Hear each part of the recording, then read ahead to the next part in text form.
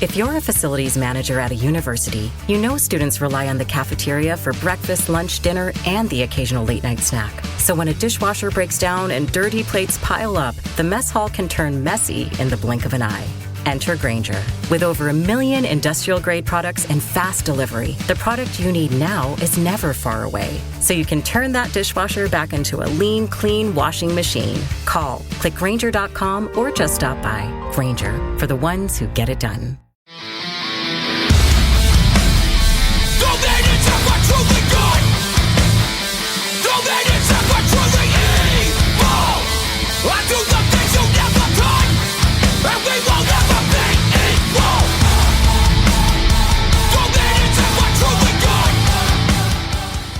I'm going to hit the button, and I'm hoping Lumber comes back. But what's going on, everybody? I am the one, the only, the WOOKIE. Joined by the normal cast of Misfits, we have Mr. Cole Robbie. Hello, everyone. Happy Valentine's Day. Happy Valentine's Day. Yep. We're recording this on Valentine's Day. You guys will all get this on the 18th. I'll be at work. And then we got that weird kid in your math class, Dexter. Hey. And joining us, very special guest, we have Felix. Hello. Good evening. So, Felix, I'm going, maybe not everyone else, because Cole did a real bad job of telling us, who the hell are you? Hello. So, I am Felix, as my name suggests. I am from Houston. I'm originally from Puerto Rico, but moved to Houston about 10 years ago.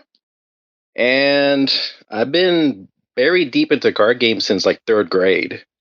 So I went back and I made a list of all the card games that I used to play. And then my top 3 currently. So it's a pretty big list. Ooh, I'm excited for this because I go, how old are you, Felix, if you don't mind me asking? I am 36. Oh, nice. I turn 37 on Monday. Oh, I'm turning 37 later during the year. Okay, so you and I might have we might have a ton in common. And I'm very curious because I am also very heavily into a card game background. So I'm interested to see like what did you play? What did I miss? Stuff like that. So anyways, keep going. Let's see. So I'm gonna start with the very first one. The first one I started playing back in 3rd grade was the Pokémon trading card game. Oh, okay. Fair enough. Of course. Right, and then I started with the Nintendo Power magazine, and we got that Charmeleon before the game came out, and that was like my start. Got it. And then after that, things get blurry because I started getting into too many of them. Yeah. My current games that I play are Pokemon still, because I run and I'm part of the Play Pokemon program. So I run a Pokemon League, I run tournaments for it, and so on. But another game that I'm very deep into is Universes, which used to be called Universal Fighting System way back in the day. It's another game that came out back in 2006. I started playing it in 2008. Yeah, people don't realize how old that game really is. I remember when it first came out at Gen Con all those years ago. Was it Mortal Kombat versus Street Fighter was the first one? The first one that released outside of Penny Arcade, because that was the very first one, was Street Fighter and Soul Calibur. Soul Calibur 3 at the time. I miss Soul Calibur. Kind of side part of Soul Calibur. I don't remember which one it was, but do you remember the one that had like the overworld map that you would like travel around with a little like chess piece or something? It might have been that one. Might have been Soul Calibur 3. Yeah, that mode was so cool. Pokemon though, did you actually play Pokemon back then, or did you just collect it like the rest of us? And not hell yeah, we played it and we went and got gym badges. I played it the wrong way. I played it by putting cards on the table and making rules as we go. Yeah. This Pokemon has more HP, so I win. Or this Pokemon deals this much damage, I win. I put this double colorless energy, it gives it like 20 more damage. You didn't do any of like the leagues or anything like that? I went to a league a couple times back in the day. but we had to travel too much because everything was too far from where we used to live. So I pretty much was just building the community in my own school at the time. Texas is a large place. Then we'll go to Toys R Us for pre-releases and pick stuff up. I remember. So my first card game ever, believe this or not, was the second card game to ever be released. And it was the Star Wars CCG. And I was the one by what's it? Starts Decipher. Yeah, Decipher. They are now defunct.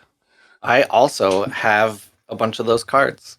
I loved that game. I played it from its initial release in like 1994, 95, all the way, I think it was 2004, 5, when it finally, they lost the rights to Wizards, and Wizards just bought up their competition. But Pokemon started with Wizards as well. I as well played Pokemon. I loved Pokemon. I did all the leagues, right? Like if there was a card, if there was a town or a card shop near me, like they had you actually got little pins, and they actually for each game you played, you would get like a stamp in a little book. Yep. And then if you played so many games, you got a pin. We don't do pins anymore, sadly. Yeah, all the good old days.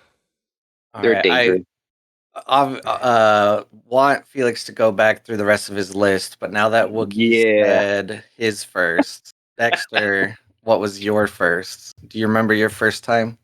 Yeah, it was Keyforge actually 6 years ago. We all remember our first call. Keyforge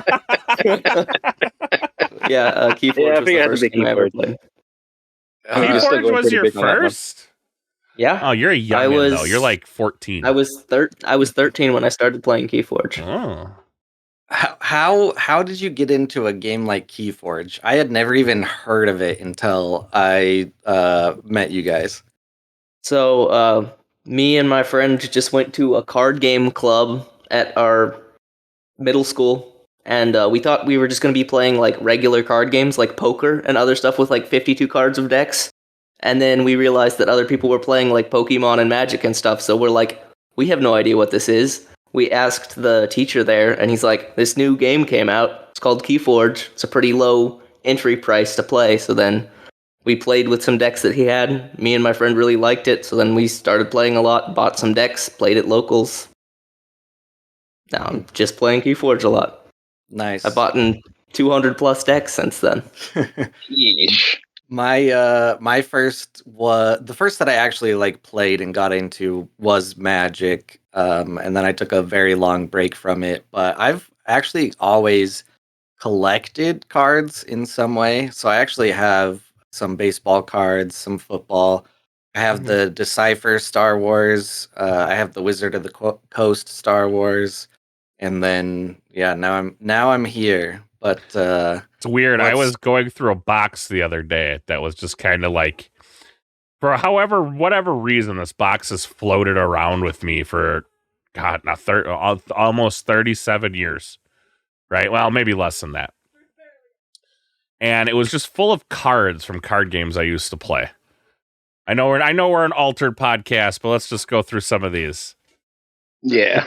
Tell me all of them. It's funny that we're talking about this because like literally my wife's like, what's this box? And I'm like, I don't know. I was like, it's an old shoebox.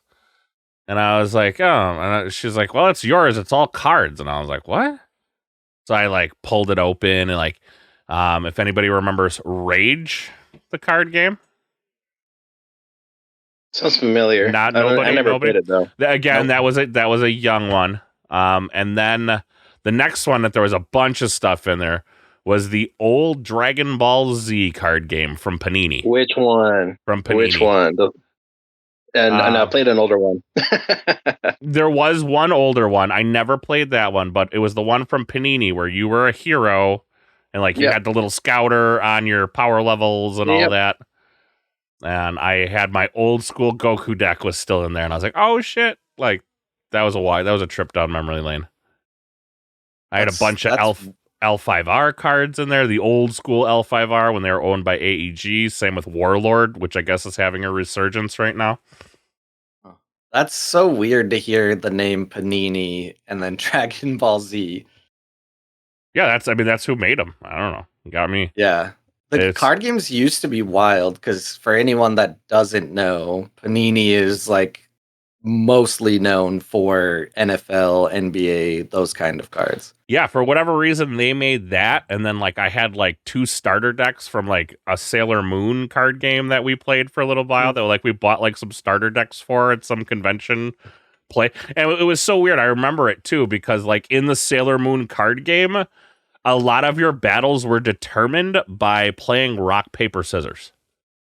Yeah, it was so those. weird. And then, like, I had some old Gundam stuff in there, like Gundam. Like, I remember at one point in time, I think every anime had a card game. It's possible, or every popular anime had a card game. So, before people turn this off, getting this far, altered show. This is an altered podcast, but the topic of today is altered compared to other TCGs. In a gist, that's the idea. And I actually met Felix at Gen Con. I was demoing Altered. He was demoing Universes, and we ended up just working together to trade promos. Man, I might have met both of you. Yep. It's crazy. I was also at Gen Con. I did do Universes. I talked with Josh, who actually used to be, because all of a sudden I turn around. I'm there to meet my dad, right? Because there's Universes was showing off Godzilla, their new Universes. And all of a sudden I look around and here's Josh. And I was like, what the? Josh used to be the old head of organized play for FFG, and we worked heavily with him in Keyforge. Yeah. And I was like, what are you doing here? And then we got to jawing, and then he talked me into coming and playing Universes because my daughter really, really enjoys, what is that? My Hero Academia. And they have a versus for My Hero Academia. Yeah, they had a versus from My Hero Academia. And then I also wandered over to Alter, where I probably met Cole. And now we talk to each other on the internet.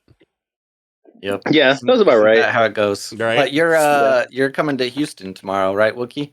That's a big negative. It is snowing right now in Wisconsin.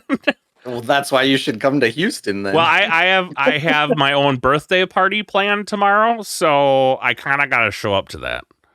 All right. My wife said so. So I guess what's next on the list, Felix? Okay, let me go through the list real quick, and then we'll stop. So Pokemon, Universes, and Altered are my big 3 games currently. Probably going to stick with those. I did play Yu-Gi-Oh! I did play Magic. I played the Digimon Digibattle card game way, way back, which has some similarities to Altered, which I can bring up later.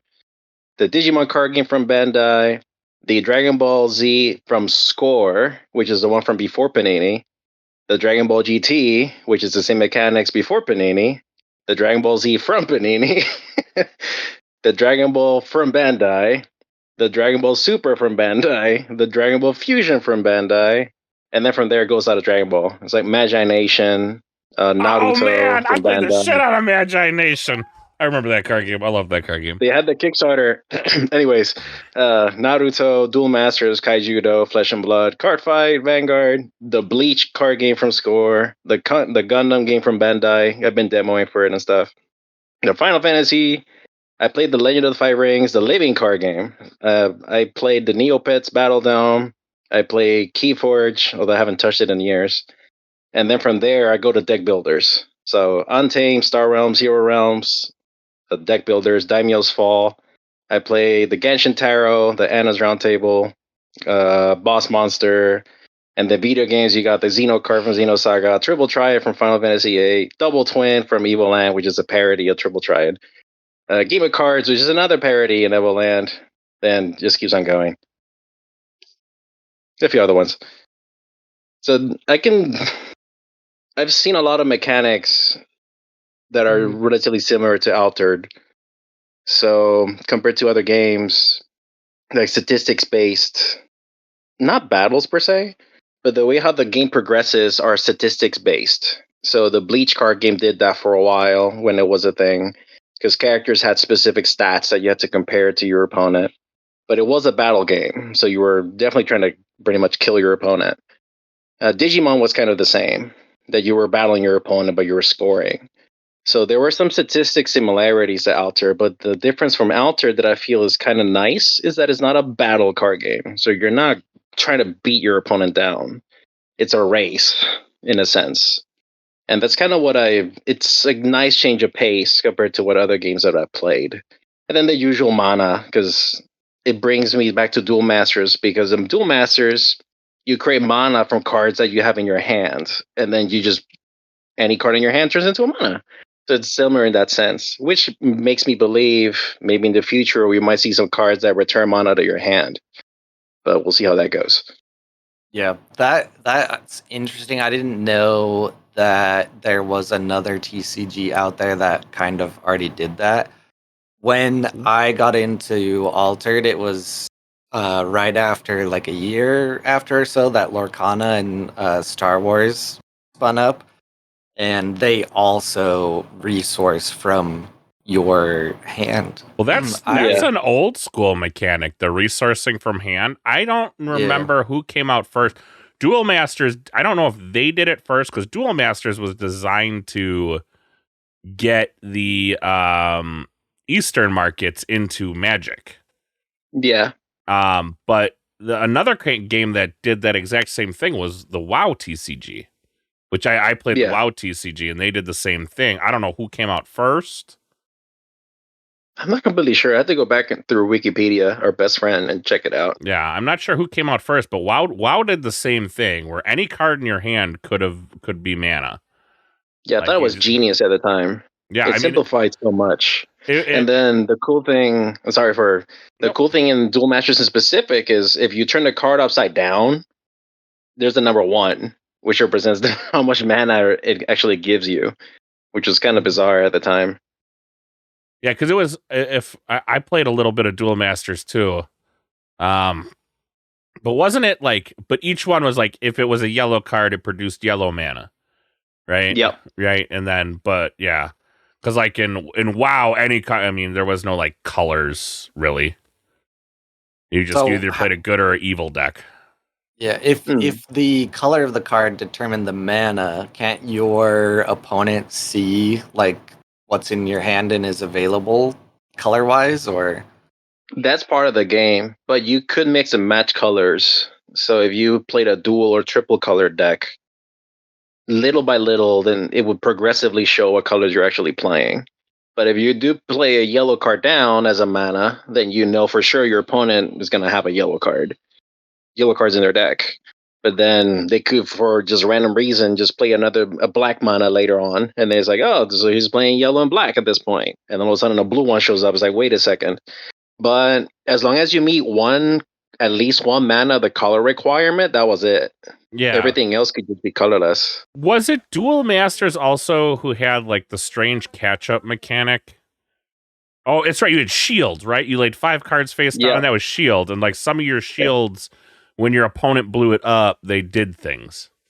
Yeah, they go to your hand. Yep. So it gives you card advantage if your opponent gets greedy. Yeah, I remember that. In the chat, Dexter mentioned a very interesting one that he played that I technically was supposed to create content for at a time, but the Steam version. And let me guess, it's SoulForge Fusion. Yeah, and I'm pretty sure I never did. Let me log into my influencer site here. That was such a weird game because like it played. So they're both created by Richard Garfield, and that was the big draw originally to Keyforge, was that it was a Richard Garfield game. And you know what happens when you attach the name Richard Garfield to things, right? Like people all of a sudden are like, I gotta buy all this because it's gonna be worth a bucket of money someday. Because magic, right? Like, and the same thing happened with SoulForge Fusion. Like, which SoulForge Fusion is a great game on computer. Mm-hmm. It is hard to play in IRL. Yeah, and I have never actually played it IRL. I only ever played it on like Tabletop Simulator before it was ever released, and then I played it on Steam later on. I bought like maybe a starter set, but I never got around to playing it in person.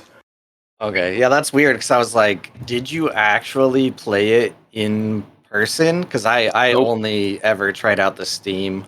Let me see. Yeah, you can see it. I'll post it in the chat because it doesn't have any information. But I started playing it and I was just like, I don't think I can make good content around this, honestly. And it's like one of the only ones that I didn't do. And it's like on that screenshot, you see a red X. That means I did not create the content. So, also very interesting. I don't know if you've kept up with it, but I have not unsubscribed from their mailer list.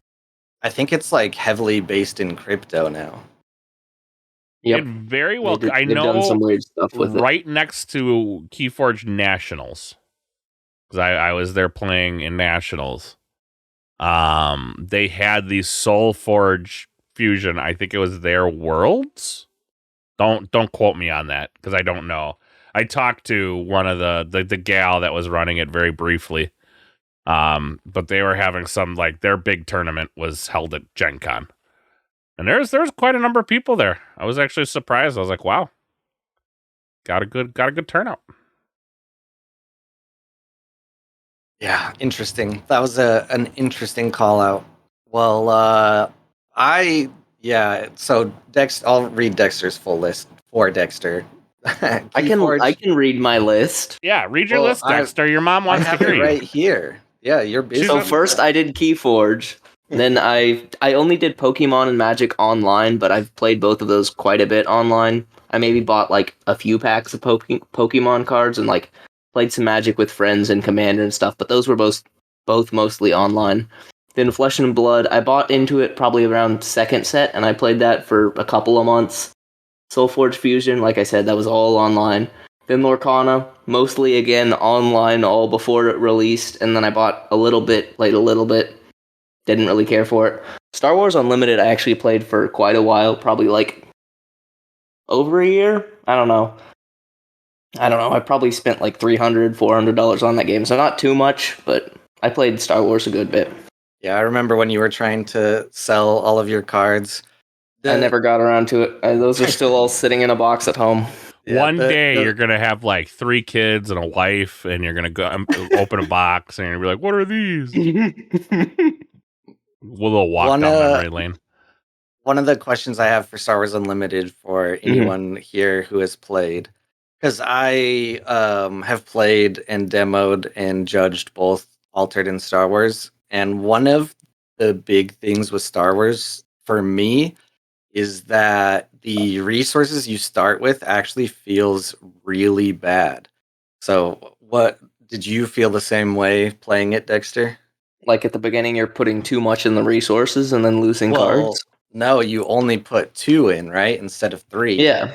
And I don't know, to me, it's not that much of a difference, but it does feel worse somehow. It just forces you to play a lot of 2-drop cards in your decks, because then if you just have nothing to play your first turn, you're screwed. And that happened to me a lot in both Draft and Sealed in Star Wars. Oh yeah. And it's never fun to just not have anything first turn and then basically right off the bat be like, well, there's really not much I can do. You've already dealt a few damage to me and have a guy on the board. I'm dead. Forces you to play Boba Fett.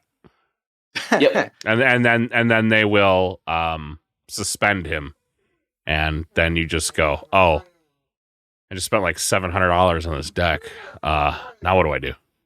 Yep. As someone who was not playing Sabine or Boba or any of that and wanted to play just like I have a Cassian deck, that whole not playing a card first turn and then basically just losing from there always felt terrible. But yeah, I definitely don't know about that whole Boba thing from experience. I mean, I played Leia a bunch, and I played that all throughout first set. Dexter, what is your obsession with playing like the cards that just make you lose? What do you mean? You have this weird. You're like, who is playing Leia? It was a fine mid-range tempo deck. Leia was trash. It was B tier. Yeah, okay. So now that we've all talked about different TCGs and things, one of the things that happens very commonly when we're talking about Altered is what they do versus what other TCGs do. So my next question for Felix and then everyone was, what are things you've seen with other TCGs that you would like to see in Altered, or even, I guess, that you're glad are not in Altered? Mm-hmm. I think one of the things that I noticed was the rarity distribution. And I think I mentioned it in the chat the past couple days about how you have the basic rarities, like in Pokemon, for example, you have commons, uncommons, rares, and then you have pretty much the super rares after that. In Magic, you have the commons, you have, I guess, the uncommons, rare, mythics. In Final Fantasy, you have commons, rare, pretty much legendaries. So I'm still surprised that Altered has booster boxes that are 36 packs in, but you're only pretty much expecting about 4 uniques out of a whole box. It makes investment really rough when you compare it to other games that you can expect about 8 or 9. So, like, that's kind of something I miss. Mm-hmm. So if I label a unique as an ultra rare, for example, 4 ultra rares in 36 packs is a pretty rough rate. I suppose most other booster boxes are 24, right? Pokemon has 36. Pokemon's still 36? Yeah. Are you really pulling? Are you really pulling that many? Well, right now, is it EX? They went back to EX, right? Yeah, you can pull about 6 to 8 EXs, and then you have full arts after that. You got alternate arts on top of that. And so you can expect rares, gold rares, those trainer galleries, alt arts. So you can expect about 10 to 12 cards out of your box to be relatively higher rarity. When you compare rarity, to Altered, but like higher rarity doesn't always. I mean, some of those EXs, and back when I was still playing, like big time. I equate into the dud uniques that we get. Yeah, it's like man, I pulled a V. Well, what I was playing was VMAX. It was like, man, another VMAX, and like you go look it up, and it's like 36 cents. So you're like, oh, yeah. So yeah, the alt arts and the trainer galleries and the alt arts are really the big chase, and those are the ones that pretty much collectors want all the time. But in terms of, it's the rarity that it really confuses me a little bit. It's just 4 quotation ultra rares out of 36 packs is just rough. See, I've said it on this show before. Like, the thing that Pokemon does right, and I don't know how they get it so right, is like, okay, so like they have like the stuff collectors want, right?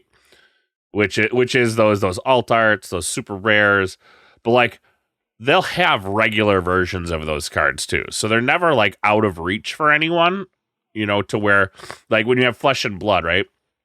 Some of those legendaries, I don't even know what's a cloak going for nowadays. 100 plus probably. When I was playing, it was like 320, 350. Yeah. And it was just like, wow, that's a lot, like, and these are like staples, right? These are cards you have to be competitive.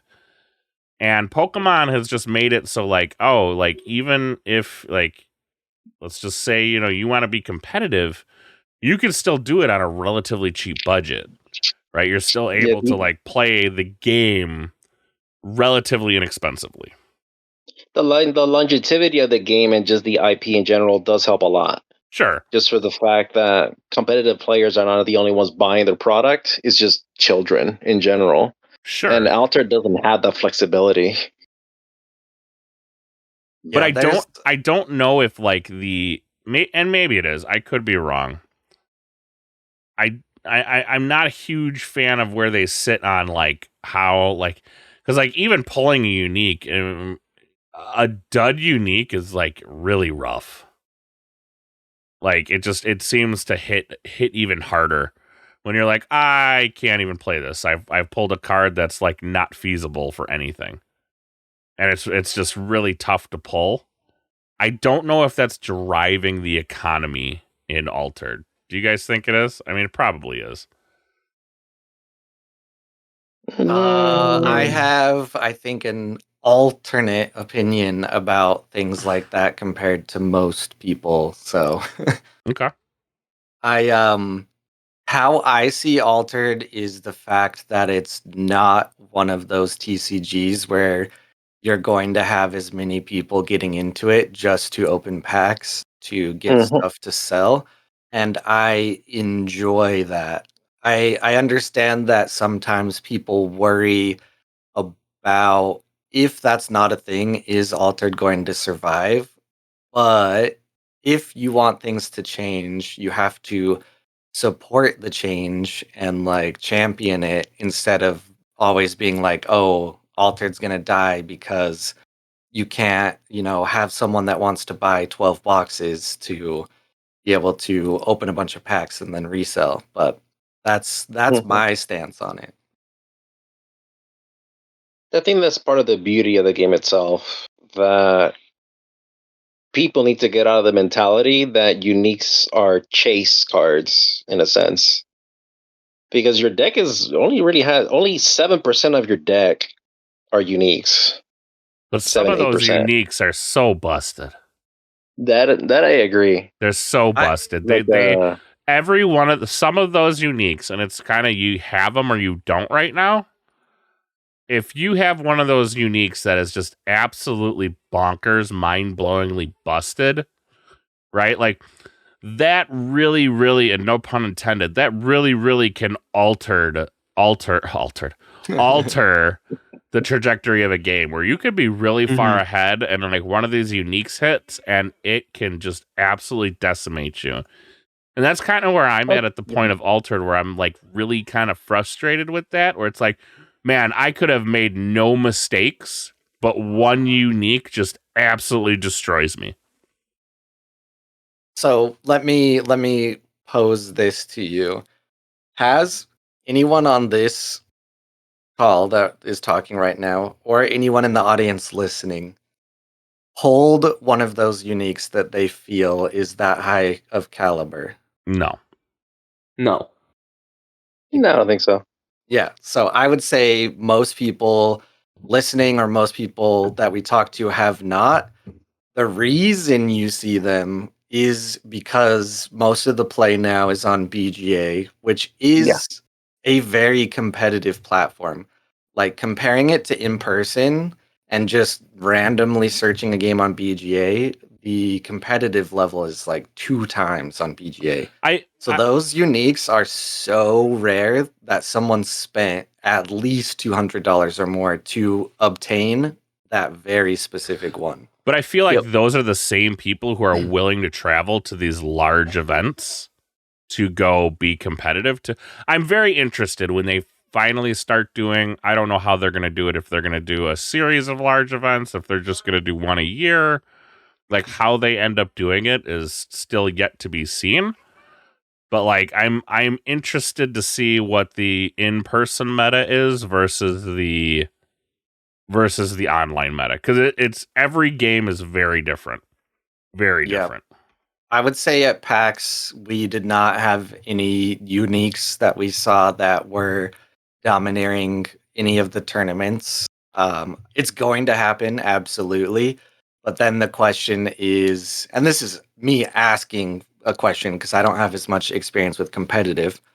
How common is that in other TCGs anyways, where the person with the most money is going to show up to those events and have like the best of the best cards that other people just can't get because of money or rarity? Well, it's different in other card games, right? Because like uniques and Altered, and maybe Felix can back me up on this, maybe he turns away. Uniques and there's only one. That's it. There's no more. There's one. Where like in Magic, like I can pretty much, I mean, because you're saying like if money's an object, right? Yeah, because to me like it seems Magic, like it's just Pokemon, a Yu-Gi-Oh, like all these games, if I can build the tier S deck or build the tier 1 deck, right?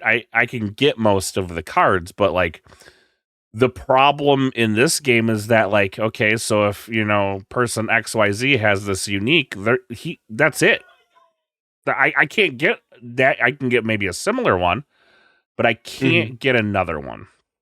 And I told you guys last week, like I'm still looking for that TCG that does somewhat lean towards player skill as opposed to pocket skill, right? Because I mean, I'm now an old nerd. I have disposable income that I can buy stupid things with, right? But like the one-ofs is what kind of gets me, because like once you find it, like it's what do they want to sell it for, and can you even get it away from them?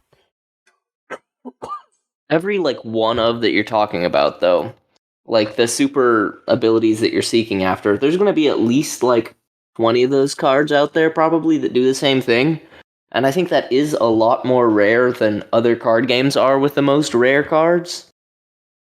So I don't know. I think it would be still a close comparison. You said there was a lot more? No, there's a lot less in Altered, yes, probably. There's a lot less, yes. Yeah, because there are still some, but I think it would definitely be less. Yeah, I think the issue we've seen most commonly is the fact that people have spent enough money to find 3 uniques that all do the same thing. They might be different cards, and they might have subtle differences on how they do the thing, but when it becomes a problem is when they have specifically sought out 3 that do the same thing so that they can keep doing it. That's why you see so many people complaining about Spindle Harvesters right now and Muna anchoring uniques. But at the same time, they're not dominating tournaments, like hardly ever. I think that's more to do with just that there's so few decks that have those cards. And I mean, at the end of the day, this game is about luck. And I mean, really, all the tournaments we're seeing are running in best of 1. So if that super strong deck with those 3 really good uniques just gets a bad draw, they're dead in the water. Yeah, I mean, the only tournament I know that's best of 1 is Ace. So the rest are Swiss. AWOL is best of 1. Well, is it best of 1 or best of 3? Swiss. Yeah. I mean, Swiss and best of 1 are 2 very different things. Yeah. No, I see what Dexter's meaning, though. Each matchup is not a best of 3. Yeah. I mean, was that how they were running at PAX BO3? Yeah, yes. I think all competitive will be best of 3. And then constructed. But so rarity, I had this thought when Felix was talking about it in the Discord, and then earlier today. What do you think if Altered were to come out and have a rarity between rare and unique? I think, obviously, as usual, 50% of the community would throw up their arms and scream and cry. But what do you guys think? I would be super happy with that. I think we need another rarity. And I mean, I think it's fine how they've designed it so far and having 1 in-faction card and then the rare shifts into 2 factions. But having 1 more card at a separate rarity, whether it stays in faction or has the possibility to shift, or like Wookie suggests, some colorless cards with a different rarity entirely. I think there's possibilities for separate rarities of cards for sure. I like the current spread, but I think what would be really cool to see, at least from my side, is if the expanding the uniques, where you have characters whose unique version is outside of what their rare counterparts are. So, for example, you pick, let's say, a Hathor. I keep saying Hathor for everything. A Hathor, which is a Lyra / Izmir card, and all of a sudden a unique, you have a Hathor and Ortis, for example. So it could expand maybe and increase the amount of uniques that you could get. But it does bring another can of worms, because now you have to look into the algorithm and make sure that those repeatable effects that are dominating those uniques that are skyrocketing to 300 euros, for example, how to control that. Because a lot of the uniques that people are complaining about are ones that have loopable abilities that trigger outside multiple things. So, for example, the Foundry Engineer? No, I forget. It's the Axiom/Bravos one that creates a robot every time you get a boost. It's an ability that triggers out of something else. So the fact that you can create that event multiple times and it triggers for every time you create it, it's problematic. Yeah, I almost wish in the patch they would have specifically used the word loopable, because most of us know that's exactly what they targeted, but they didn't spell it out that way in the article. It's obviously, as always, very concise on their reasoning, but I feel like people get stuck up on not remembering why Jellyfish and the Foundry Armorer and Garrick were suspended. And it's because they're loopable, which can cause a ton of problems. But also people don't read the article, so I guess you should just listen to Altered Corner. Yeah, listen to Altered Corner. Make sure subscribe, right? We're on our way to being the 61st 67th. Yeah, the 61st podcast or content creator for Altered. Yeah, well, Draconis brings up a good question in the audience. Should spells and permanents get uniques? My answer, I mean, I guess I say no to spells, but yes to unique or yes to permanents. Why? I say the exact opposite. I say no to both, but context, I think uniques are just fine the way they are. But I am an outlier for the most part. Here's a crazy idea, right? Call me nuts. Because everyone's going to tell me why this won't work, and I understand why it won't work. But for the sake of competitiveness, I think it would be more beneficial to the game. What if in high-level competitive play, you were not allowed to use uniques? What if you were allowed maybe like 3 extra rare slots or something like that? Does that like kill this game? Does. What? Who? Oh, I don't know. Is that what they do? Yeah, Exalts. In some of their leagues, at least. I know they do. No uniques. Does that kill this game dead if uniques aren't a thing? Or does it just make it? Does it make it better? I think it loses some of its charm.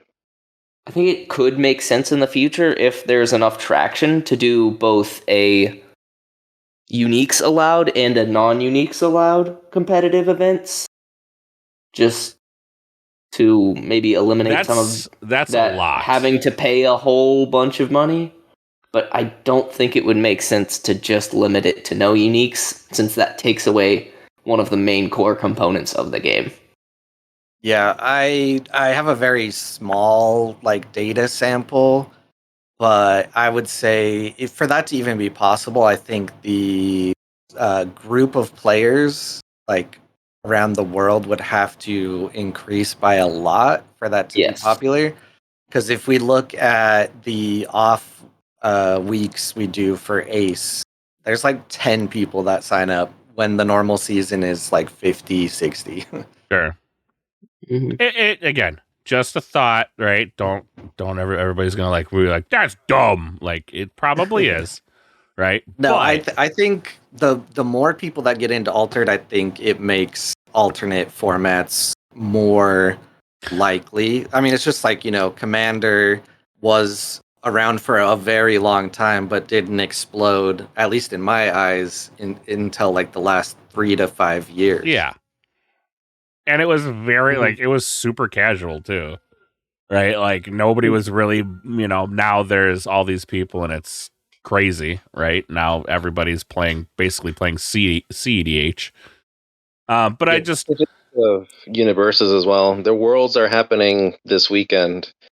And during Worlds, there's a ton of side events based on all sorts of different formats. So you can expect the draft that Altered can do.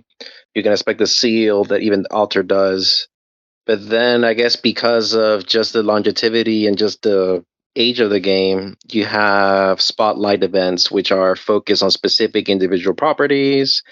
You got retro format, which is the modern version of universes, which includes cards back to 2010. You got some other really random formats like old dogs, new tricks. You can use cards from all the way back. So, but that's because the game has lived for so long. Yeah. Number one, everybody wants to play a game on a different level. For Altered, I have been super casual with it, but that's not everybody, right? So somebody who's like, I want to get into this and I want to get into the competitive sphere. What does that look like, right? And again, we've only had 2 or 3 in person in the United States, in person events that were of large scale or caliber. Yeah, 2, unless you count Gen Con, then 3. Yeah. Gen Con is hard to count because it was before the game officially launched, and while there was competitive style events, it wasn't constructed. But yeah, PAX and Gamers Guild Arizona.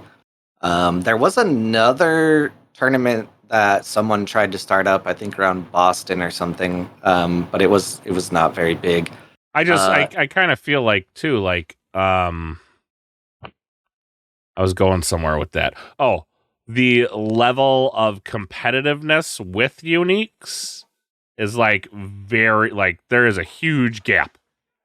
Yep. From all the different factions have these massive gaps between them. There are definitely uniques that fill those gaps, and it's a sliding scale for sure. But we generally either see very mid uniques that people probably open themselves, or uniques that people probably bought for $200+. So it's often that we see either the meh or the very good instead of just seeing the super solid, probably $50 to $100 range uniques. But they definitely do exist. It's a sliding scale, I would say. Yeah. One thing that... What was that, Felix? I still want to see more uniques per box. Oh, yeah. I don't think too many... I mean, I'll be the person to complain about that. If there are more uniques per box, does it make them less unique? No. It's just mainly a joke. There's still unique, right? But if there are more uniques per box, it does give you more opportunity to pull something worthwhile. Because I showed you guys all my uniques. What do I got? I remember Julio opened a case a couple of weekends ago, and I think 3 of his boxes had 5 uniques, and 3 of them had 4. That's really good luck. That's pretty solid. Yeah, for Trial by Frost, right? Yeah. Oh, yeah. I feel like that's incredible luck. We did a really crazy faction break that day, and he's like, we'll open all these boxes, and then we'll stack all the factions around, and just pay for the faction break that you want. It's like, oh, that's cool. Yeah, we did a faction break a couple weeks ago. Creative wanted more Muna cards, but couldn't get a whole box. So I was like, all right, I'll just order one, and then we can split it between Yumi and Dexter. And we got 3 uniques in that box. Wish somebody would have told me. Yeah, that's my bad. Wookie would have been at that later. Wookie is always in on faction breaks. Always in on faction breaks. You just never know what next one. The 15th Aegis, they might do a box break sealed. I live in Wisconsin. Faction break sealed, but Stop living in Wisconsin. I still live in Wisconsin. That's just little problem of big distance. Yeah, so I posted a 39 cards link in the audience, and the first player there, if you look at that player that took first, this is an in-person event. This one is in France. Yes. Their uniques are not that crazy to me. I feel like one of them is really good, and that's the Rune Scribe, and the other are just fine. But while the rest of you look at that, Wookie, would it just blow your mind to know that the most complained about uniques right now are in Muna? Would it blow my mind? Yeah. No, altered players are weird. I'm gonna flat out say it. Like, I've met the community. It's a great community, right? But like the things that are complained about just like are the weirdest shit I've ever heard. It's just like, that's not really a problem. And it's like, but it is. It's like, but it's not really a problem. I just, that's yeah. me. That's another good conversation. That's a conversation for another day. But no, what was the question again? These uniques. So there's, I guess I should read them for people listening. So I'm looking at them too. So one's a foundry mechanic. Mm-hmm. Pretty average. You know, if you control tokens, you create the recruit, or if you control a token when played from anywhere, you create the recruit. When played from reserve, you create 2 recruits in my expedition. So, oh, I'm sorry, you're right. Yeah, I'm on a different deck. My bad. I immediately was like, screw Ortis. What's this Fen and Crowbar? No, I'm talking about who took first. Yeah. But yeah, when played from reserve, you control a token, create an Ortis recruit in my expedition. Quick action is the next permanent you play this afternoon costs 1 less. That's a very Lyra thing to do. The Rune Scribe, make another non-token, or when another non-token creature joins your expedition, if you control a token, create an Ortis 1/1/1 soldier token in my expedition. Or you can just quick action to create a token soldier in your hero's expedition. And then there's Athena, which you can sack a character. If you do, up to 2 target characters each gain 2 boosts. Played from reserve, if you control 1 or more landmarks, it loses fleeting. Yeah, that's not great. The Rune Scribe is very good. It's a very good Ortis unique, but the other 2 are just average. The Athena's, I don't even know if that's good. It is in Siggy. Is it? What, you just sack a token? Yep, and you get a free token. You get 2 boosts. Yep, and it's 5 costs, so it's a little harder to get rid of, at least in Beyond the Gates. All right, so here's my jam. All right, y'all ready for my soapbox? I slammed it down. How the hell did Ortis get beat to a bloody, like, literally, like, everything... I feel like everything Equinox has done is designed to, like, target Ortis and, like, stop them from controlling the world. And yet somehow they're still controlling the world.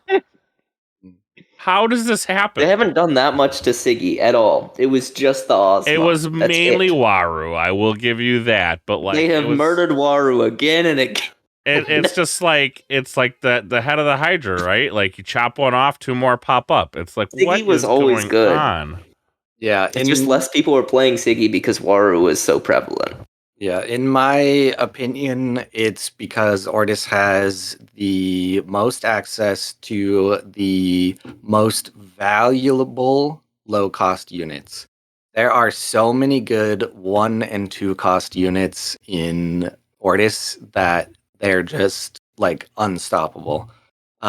Which also makes their uniques a lot better as well, because there is no Ortis unique that you are afraid of pulling because it's going to cost 10 or 9 or 8. Like, I literally don't think I've ever seen an Ortis unique go that high. Man, I just want somewhere to put my unique Robin Hood and my Lyra. Like, there's probably some Ice Queens that are pretty high. Yeah, Aphanis is meta now, so Robin Hood is actually good. People are just still scared to use him. But Aphanis is solid. Aphanis and Siggy are definitely the 2 this deck has right now. 3 unique Spindle Harvesters. That's crazy. Yep, I'm looking at that deck right now. Bananas. This deck looks perfect. It is bananas. I'm gonna make my Aphanis just like this, except not. I still got to build my deck that makes Cole regret his life choices. Oh gosh, I'm glad that you live in Wisconsin now. Yeah, just be like, hey, you want to change those life choices? Maybe. So hey, I think we went over one thing. Altered, or that we'd like to see in Altered. What else you got? What other things from other TCGs could Altered take on, or even just want to come back in general because you miss it?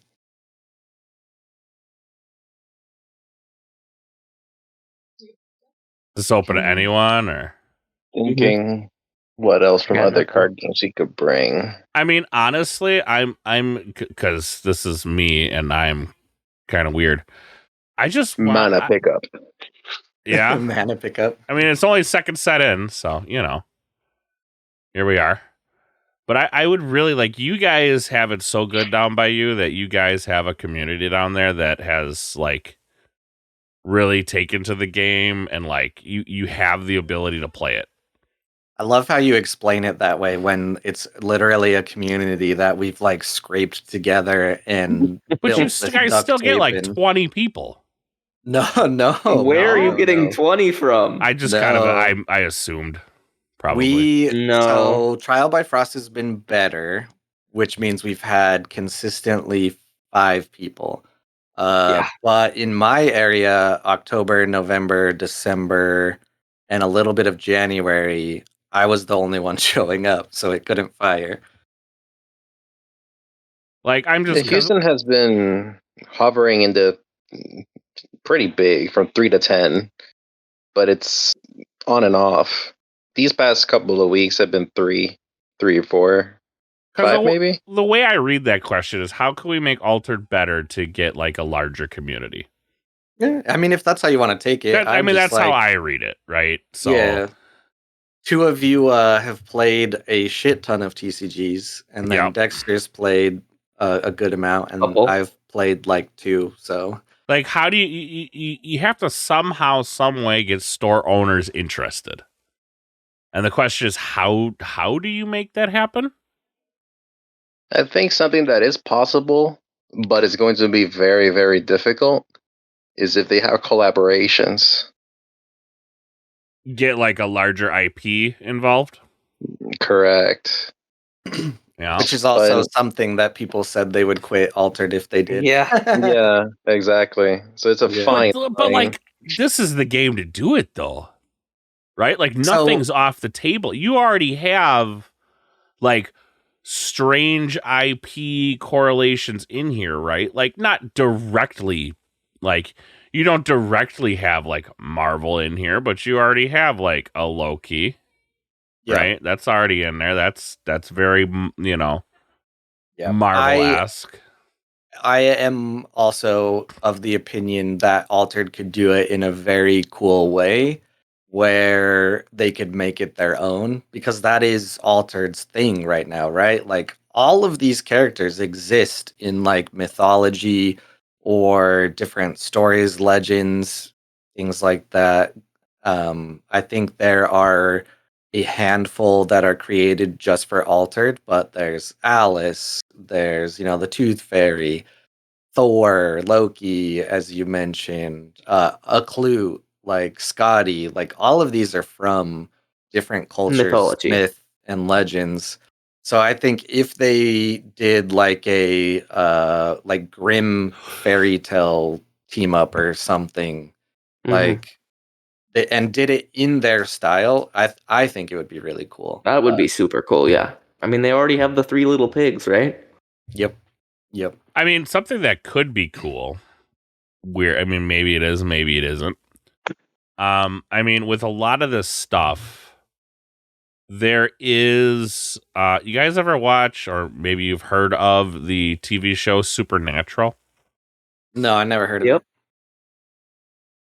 Are you serious, really, Cole? Of course I've heard of Supernatural. Listen, I mentioned it the other day, and somebody had told me that. And they're like, I've never heard of that. I'm like, oh, really? Wow. Like, it was on for like 79 seasons or something like that. I don't know. It was on for forever. I mean, when you're talking collab, that could be a very cool collab, right? I mean, you're getting a little dark there, right? You're going into things like the devil and angels and stuff of that nature. But again, this is all stuff and like mythological lore, right? And you have a very fanatical built-in play fan base. I'll get that word out eventually, right? Like it's all stuff that is already pretty much available to the Altered verse that you can work and and a little obscure, but like you have a huge fan base already. I mean, geez, my wife's watched Supernatural like 17 times, right? Like you have a huge fanatical fan base that'd be like, oh, what's this? And that might check it out. Yeah, this is a side note, but I am so ready for like the dark themed set in Altered. There's already demons. I mean, Basira is literally her Eidolon or whatever is a demon. There's Asmodeus, like Sakabaru. I am so Are there ready any angels in Altered? I never really looked.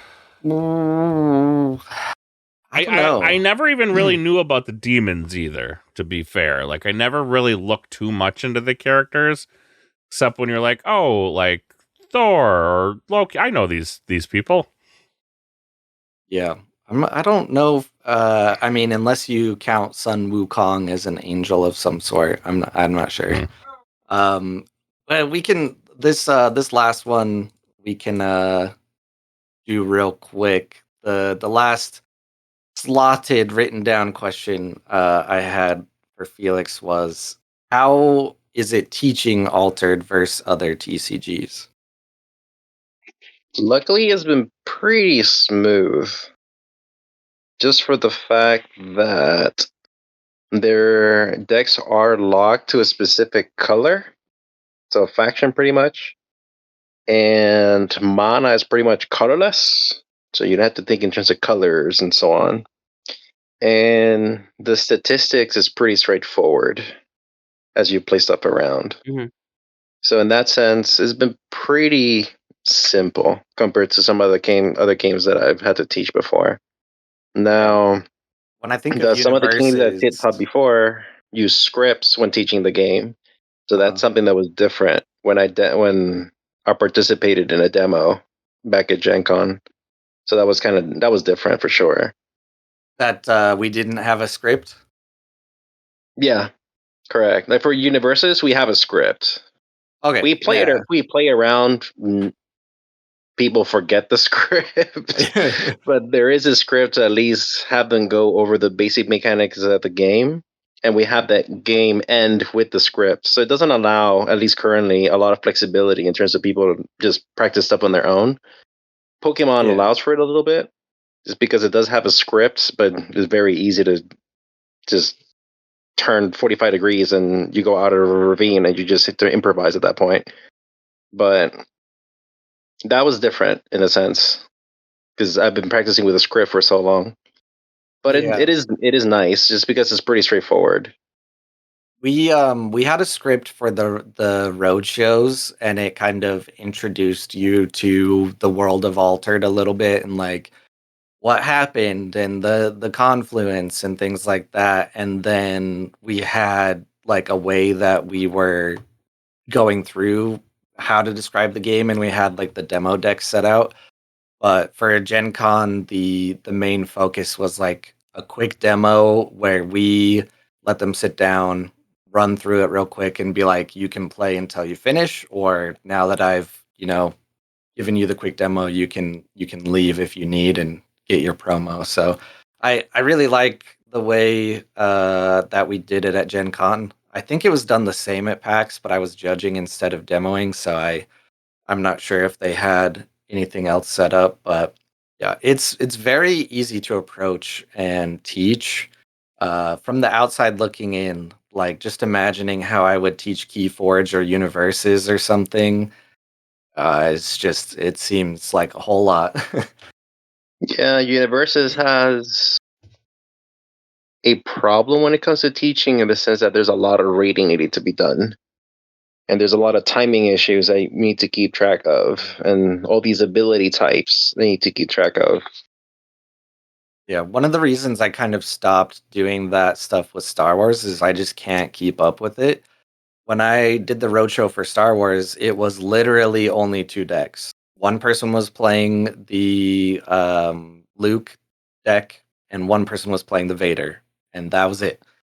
So, like, you were just teaching 2 specific demo decks.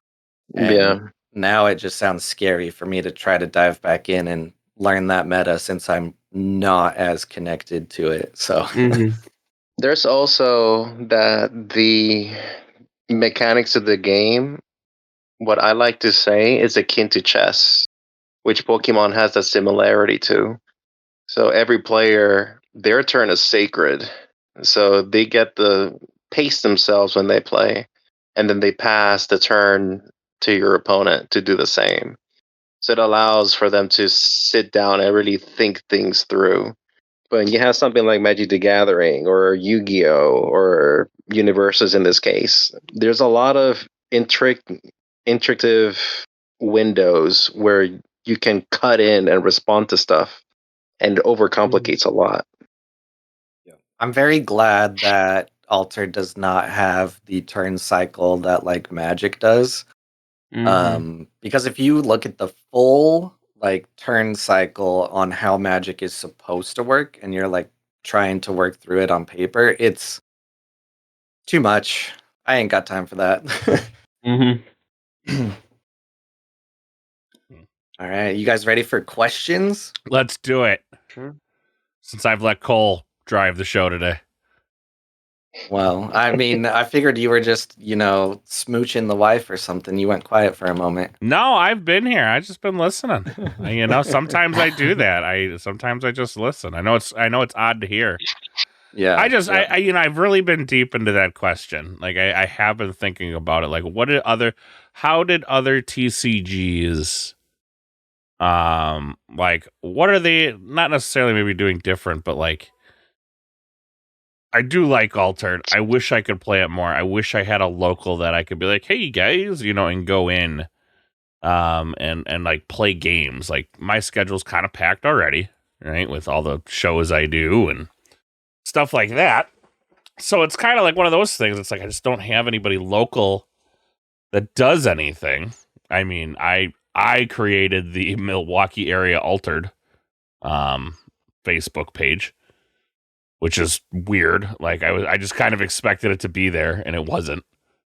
Like how do we get like the storefront to be like, yep, this is something I want to support. This is something, and that's where I went with it. Like, how do we grow the community base? How do we get it bigger? And it's like, and that leads me to the questions of, well, who really drives community in anything? It's the store owners, right? If they can make a buck off it, they'll support it. So how do I make it so that my local store owner can make a buck off it and they're willing to support it? And that's one I'm baffled at the current time, because I feel like it's 2005, 2006 all over again. There's so many damn card games out again. Like we're in that it's very cyclical how card games go. There's like 47,000 of them, or there's like 5. Right? Like, and it keeps going in that same kind of cycle. I remember way back when in 2005, man, there was so many card games. I'm playing Battlestar Galactica CCG, Hecatomb, Magi Nation, Warlord. I get so many different, L5R. I'm playing so many different TCGs. And then like all these are now gone, right? AEG, well, I don't think AEG went defunct, but they stopped really like doing anything with card games. And then all these, everything kind of fell off the face of the planet, and it moved more into like click-based games. And HeroClix was like booming, and then all of a sudden nobody wanted to play HeroClix anymore.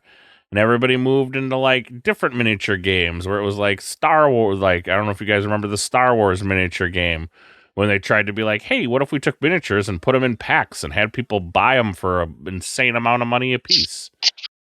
Like everybody went to that, and now we're back at it where it's like everything has a card game. Yay! Yeah. Well, I have good news for you, Wookie. Yeah. There are 3 events in Milwaukee right now on the map. Oh, are there? Somebody finally added some? I know there's one in one of the game stores. I don't go to it like ever. We talked about Battle Brothers before, so they're still there. The new names I don't recognize are Board Game Barrister and Odd Willow's Game Haven. I have never heard of Odd Willow's Game Haven. I'm going to Google it right now. I have heard of Board Game Barrister. Odd Willow's. Yeah, the competition is so high. They just started Grand Archive weeklies at the LGS that I go to, so they're on the same night as Altered. Every that's McGuanago. I can't go to McGuanago. You're banned? No. That's like it's like an hour away. Oh, every time Wookie brings this up, I know you're like I drive 7 hours in the snow uphill both ways to go play. I'm not even saying that. It's just like, oh look, there's 3 new stores, and then Wookie's like, oh, that's too far away. They're always so like. If I was in Madison, you live in the middle of nowhere, is what I think. I don't. I live right outside of Milwaukee, but like the hub, like the awesome hub for like all these places to go play is always like, it's always like Madison. Like Madison's an hour and a half from me. It's always so far away. It's like, why is everything so far away? Board Game Barristers, it's run by a guy that I don't necessarily like. So yeah, that's a thing. That's on me. That's on me. Yeah. So quick answer to your question is we're all organizing via Discord. The Hive is starting up, but we're holding Felix here hostage. Oh, I'm sorry, Felix. We're holding you hostage on Valentine's Day of all things. How's well? This is another little side. Is the kid okay? Good, doing okay, feeling better. So far, so good. Ups and downs, pretty much. Hate it. We'll see how she does tomorrow. All right. Well, what is your favorite piece of lore so far from Jaconis? Patreon question. I like all the heroes lore so far. I don't know if there's any one in particular that I like more than others, but Siggy's cool. I like his griffin. Yeah. Felix, did you say you had something? I have not done my homework. I've read 2 pieces of lore. I read Siggy and I read Garrett. And I skipped everything else. You're really wanting those Garrett uniques, aren't you? Yes, I do. I need one more. I need one with a 0 statistic Lyra one. I will. Yeah, we're all very bad at lore, so I apologize, Draconis. It's something that I want to work on. I really do, because a lot of the concepts are dope. My answer is a cop-out. I just really like how the world is built and the fact that there is technically no one outside of the realm of possibility besides copyright law. Like I've said, Winnie the Cook exists. There is a Winnie the Pooh card. It just cannot come out because it is not public domain in the UK. So whoever is a legendary character in one way or another in the world, they could maybe go to Altered one day. I do like the fact that we have a map. So it makes nice. That's cool. Visualize where exactly everything is located. And that's something that I enjoy from some books that I've read, like Stormlight Archive. It has a map. Then the 5 Rings, it has a map. So it makes it easy to pinpoint where exactly the story's going on. Yeah. What about Wookie? I'm looking at this Battle Brothers now.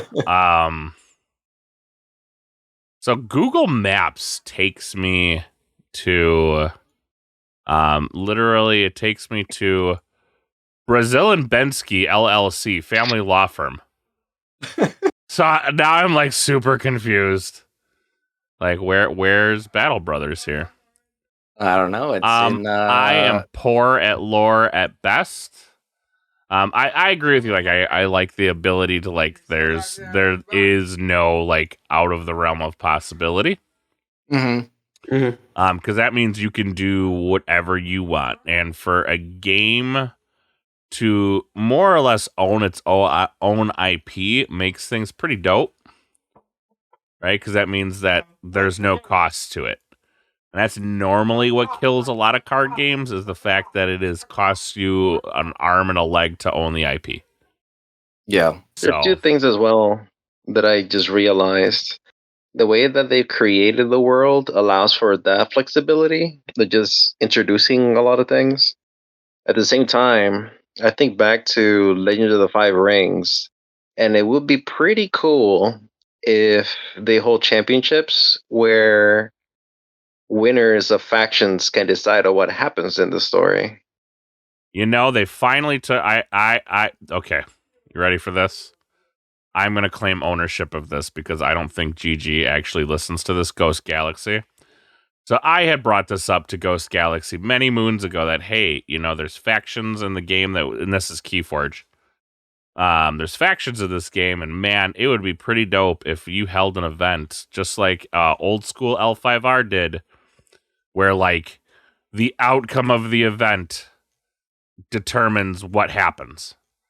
And they came up with the Mars Civil War event, which is it was probably the best event GG has ever run that wasn't involving like a lot of travel, right? Because you can just go to your local LGS and play it. Great event. And I love games that do that. I hope to see more of it in other card games because that's so much fun. I got to participate in one of those. And it's so much fun knowing, like, you're controlling what's happening next. Yeah, that's pretty dope.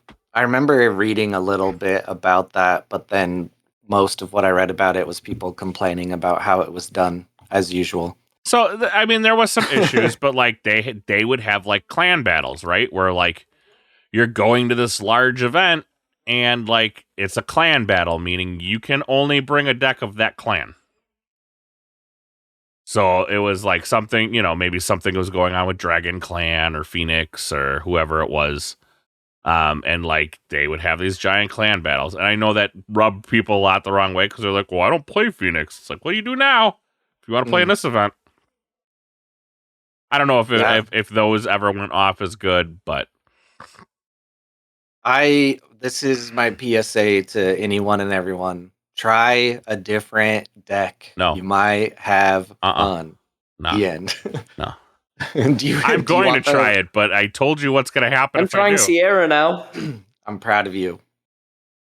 Yeah, I saw Pandy Andy's deck like list.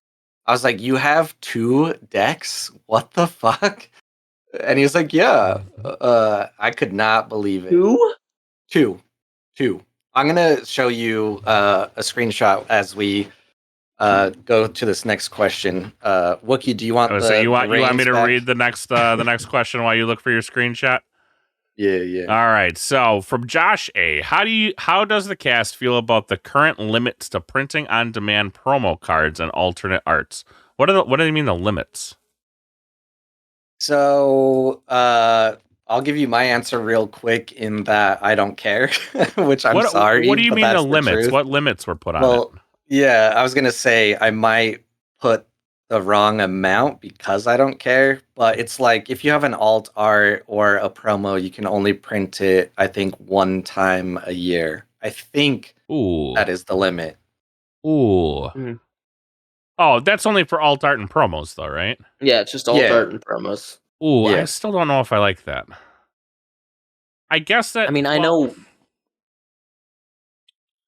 why a lot of people don't like the role, but I'm fine with it. Well, because now if I get rid... I don't know. That could get dicey. I understand why they're doing it, but I don't know if I like that.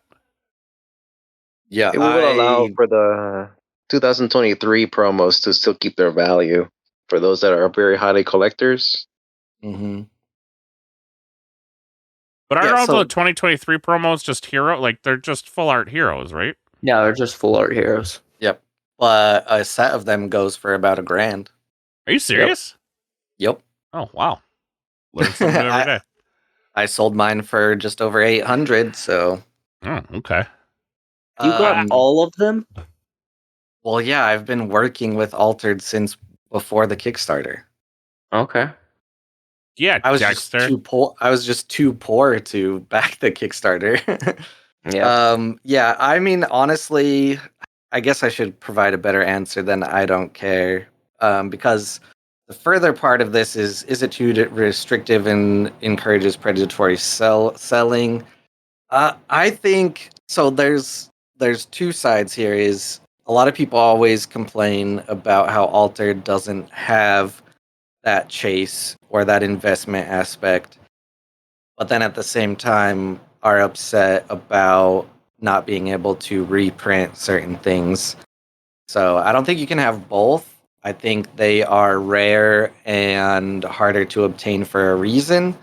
So I think I like the fact that you can't keep reprinting them, but at the same time, I don't ever see myself printing them at all anyways, but that's just me. Anyone else? I'm fine with what it is. Especially with the sheer amount of people that will be using the marketplace. Yep. Everybody's going to be... The fact that as long as you have the regular version, you're allowed to you use the promo even if you don't own it digitally, it's not going to make them overly valuable in that sense. You can always just print your foil copy and then just sell the non-foil copies rights, and you still got your promo. You don't need another one. Yeah. Unless you want to make a business out of it, but then it turns predatory, like Kohlrabi just said. Yeah. I don't know if this is a thing that's going to stick around forever. It might technically be not intended on the deck builder. But if you have an alt art of a character and you have one, but you own 3 total copies of the card in general, you can add 3 copies of the alt art to your deck. Right now, that doesn't really mean anything on BGA, but you can. So, I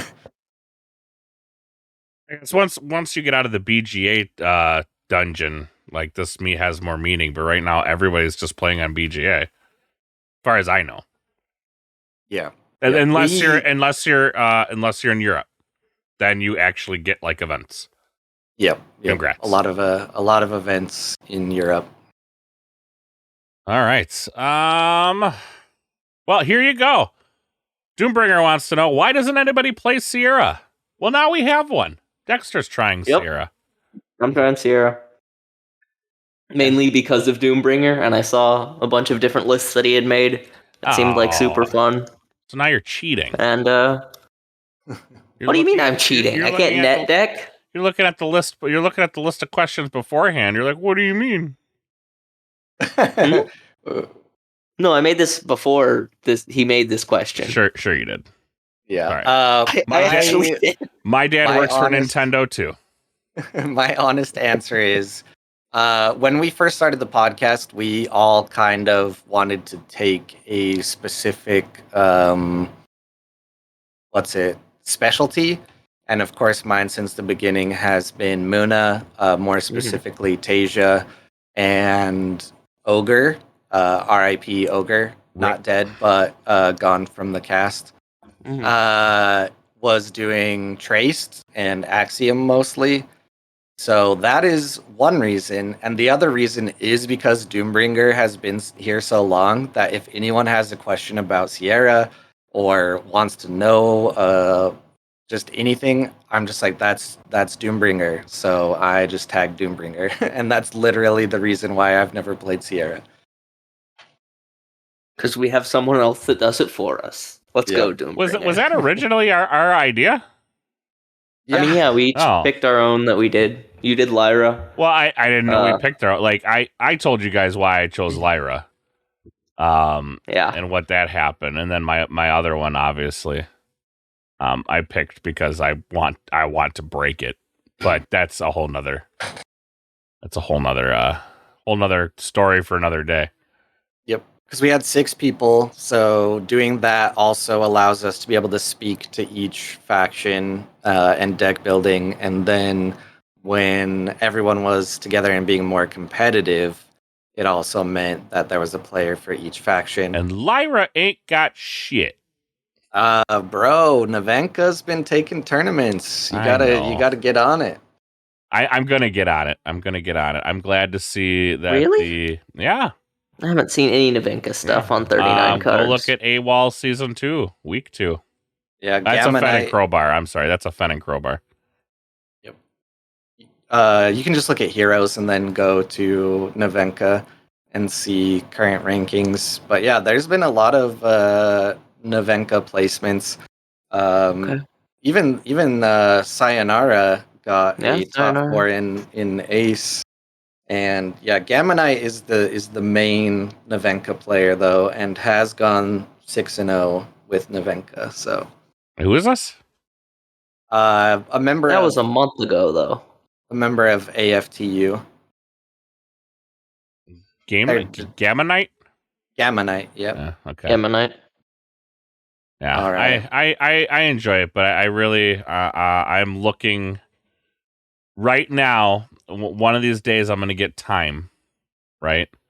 And I want to, my goal now, because Cole has told me this is something that bothers him.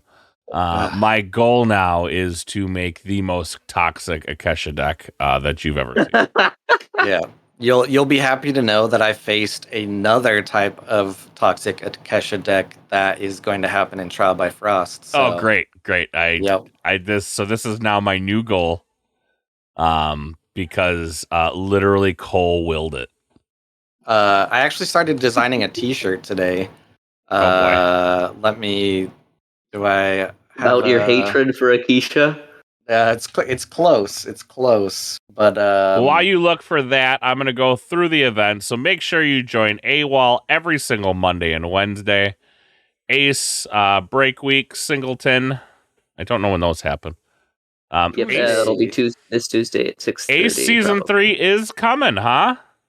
Yeah, so I have full control, I guess. Big Z has let me loose, and I'm either going to make people mad or weirded out or something. It'll be coming. I don't know if it'll be the Tuesday a week from this upcoming Tuesday, or I'll take another break week. We'll see. Got to figure out pricing and all of that, but there will be pricing. And Twitch streams will be coming back because of that. And then AQZ is on Thursdays. Local events, check our website or check the Altered website for events. A lot more popping up all around the United States.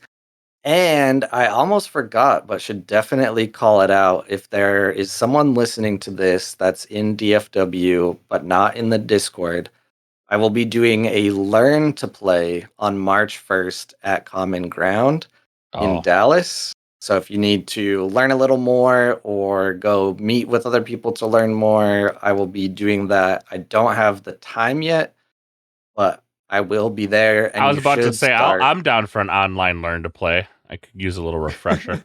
I mean, I will give you an online Learn to Play whenever, but this is, to your point, part of the initiative to get people into the stores more playing Altered. Weird story. Okay, so I just had a thought, and I was thinking about this. Remember Magic used to do those, like, Learn to Play, like they had the events and like they gave you a deck or like half a deck or something like that. Because that would that be something that like if Altered went to see, and the problem is like here's the deal, the biggest problem is they went with Asmodee as their distributor. Yeah, like it's such a double-edged sword because Asmodee Europe is fantastic, right? Fly over the pond, and Asmodee North America is absolute garbage. Yep. Like, just the trashiest of trash. And I no apologies there. So for Equinox to go with Asmodee because they're European based, like totally makes sense. Like one of the largest European distributors, and they're good. They do great.